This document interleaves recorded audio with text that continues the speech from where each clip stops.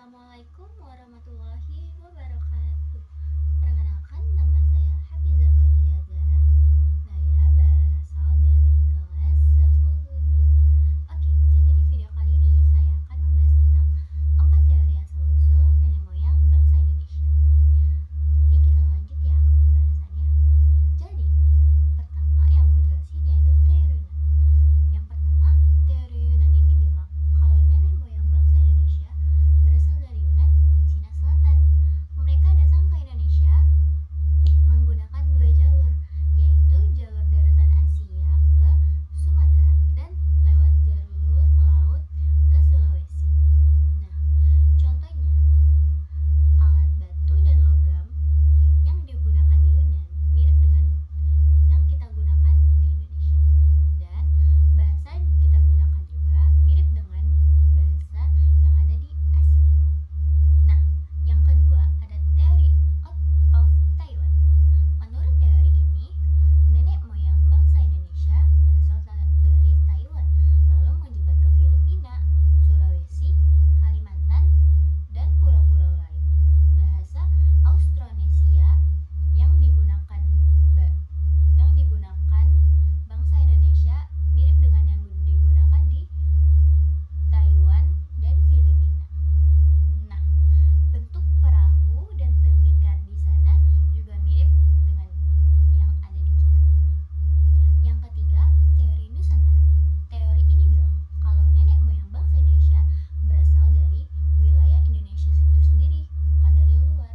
Nah, ada buktinya, yaitu penemuan manusia purba seperti Homo erectus di Trinil, Jawa Timur. Nah, alat-alat batu dan logam di Indonesia dan budaya megalitik juga sudah ada sejak lama di sini. Yang keempat ada teori out of Africa.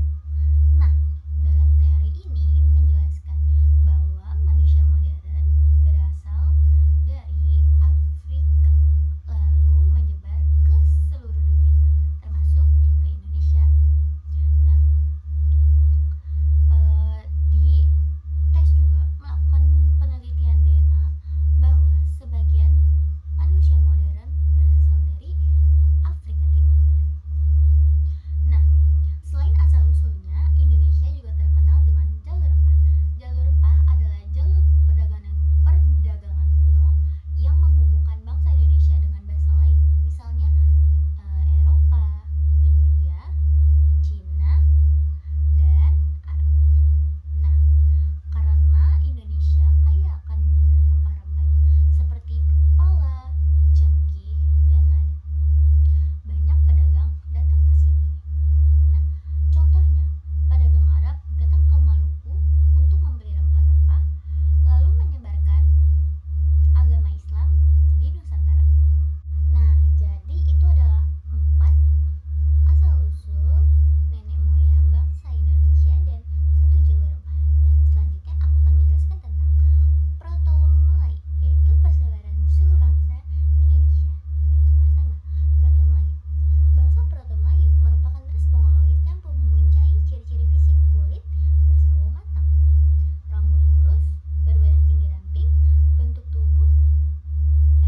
bentuk mulut dan hidung sedang. Kedatangan bangsa Proto-Melayu menunjukkan terjadinya penyampuran darah antara bangsa ini dan bangsa Melanesia yang terlebih dahulu datang di Nusantara. Proto-Melayu memasuki dua jalur, yakni antara lain jalur barat melalui Malaysia ke Sumatera dan jalur utara atau timur melalui Filipina dan Sulawesi. Selanjutnya ada Deutero-Melayu. Bangsa Deutero-Melayu memasuki kawasan Indonesia pada abad 500 sebelum Masehi secara bergelombang. Bangsa yang juga disebut dengan istilah Melayu Muda ini datang ke Indonesia melalui jalur barat, yakni berangkat dari Yunan, Teluk Tonkin, Vietnam, Thailand, Semenanjung Malaka, dan kemudian menyeberangi Selat Malaka hingga sampai di kepulauan Indonesia. Bangsa Deutero Melayu memiliki keterampilan dalam bercocok tanam, seperti menanam dan tanaman di sawah seperti yang ada di sini kebiasaannya ya.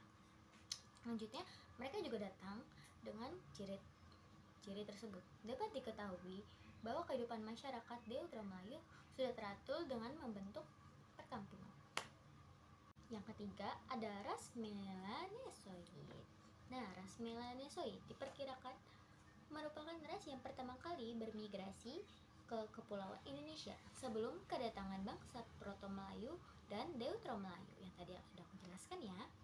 Nah, bangsa Melanesoid mulai menetap dalam membentuk semi modern pada awal migrasi ke Kepulauan Nusantara. Pada tahap awal, mereka hanya memanfaatkan lahan yang subur untuk ditempati. Kemudian, setelah sumber makanan habis, mereka berpindah tempat. Nah, kedatangan ras Melanosoid di Papua berawal pada zaman es terakhir atau tahun 70.000 sebelum Masehi ini. Pada saat itu, Kepulauan Indonesia belum berpenghuni. Nah, mungkin teman-teman itu saja yang dapat saya jelaskan. Kurang lebihnya mohon maaf. Itu saja. Wassalamualaikum warahmatullahi wabarakatuh.